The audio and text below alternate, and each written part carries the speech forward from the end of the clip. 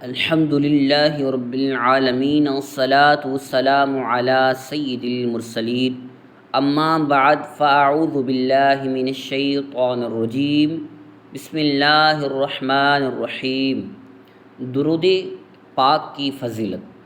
فرمان مصطفیٰ صلی اللہ علیہ وسلم، جو مجھ پر ایک دن میں 50 بار درود پاک پڑھے، قیامت کے دن میں اس سے ہاتھ ملاؤں گا۔ صلو علی الحبیب صلی اللہ تعالی علی محمد۔ بیٹا ہو تو ایسا۔ تینوں رات ایک طرح کا خواب۔ حضرت ابراہیم علیہ السلام نے ذوالحج کی 8ویں رات ایک خواب دیکھا جس میں کوئی کہنے والا کہہ رہا ہے، بے شک اللہ عز و جل تمہیں اپنے بیٹے کو ذبح کرنے کا حکم دیتا ہے۔ آپ صبح سے شام تک اس بارے میں غور فرماتے رہے کہ یہ خواب اللہ پاک کی طرف سے ہے یا شیطان کی جانب سے۔ اسی لیے 8 ذوالحج کا نام یوم الترویہ یعنی سوچ بچار کا دن رکھا گیا ہے۔ 9ویں رات پھر وہی خواب دیکھا، اس صبح یقین کر لیا یہ حکم اللہ پاک کی طرف سے ہے۔ اسی لیے 9 ذوالحج کو یوم عرفہ یعنی پہچاننے کا دن کہا جاتا ہے۔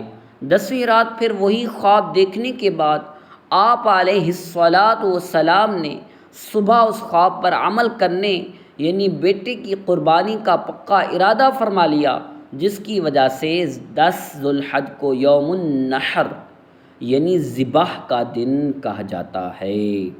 بیٹے کی قربانی سے روکنے کی شیطان کی ناکام کوشش۔ اللہ پاک کے حکم سے عمل کرتے ہوئے بیٹے کی قربانی کے لیے حضرت ابراہیم علیہ السلام جب اپنے پیارے بیٹے حضرت اسماعیل علیہ السلام کو، جن کی عمر اس وقت 7 سال یا 13 سال یا اس سے تھوڑی زائد تھی، لے کر چلے، شیطان ان کی جان پہچان والے ایک شخص کی صورت میں ظاہر ہوا اور پوچھنے لگا، اے ابراہیم کہاں کا ارادہ ہے؟ آپ نے جواب دیا، ایک کام سے جا رہا ہوں۔ اس نے پوچھا، کیا آپ اسماعیل کو ذبح کرنے جا رہے ہیں؟ حضرت ابراہیم علیہ السلام نے فرمایا، کیا تم نے کسی باپ کو دیکھا ہے کہ وہ اپنے بیٹے کو ذبح کرے؟ شیطان بولا، جی ہاں، آپ کو دیکھ رہا ہوں کہ آپ اسی کام کے لیے چلے ہیں۔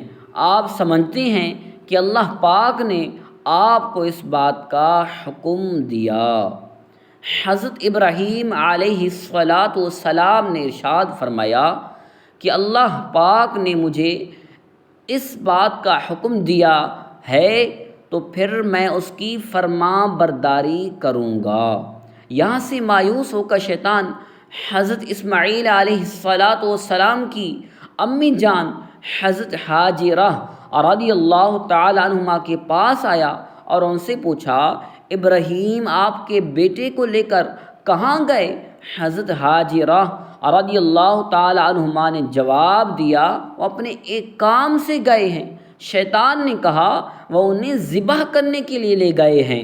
حضرت حاجرہ رضی اللہ تعالی عنہما نے فرمایا، کیا تم نے کبھی کسی باپ کو دیکھا ہے کہ وہ اپنے بیٹے کو ذبح کرے؟ شیطان نے کہا، وہ یہ سمجھتے ہیں کہ اللہ پاک نے انہیں اس بات کا حکم دیا ہے۔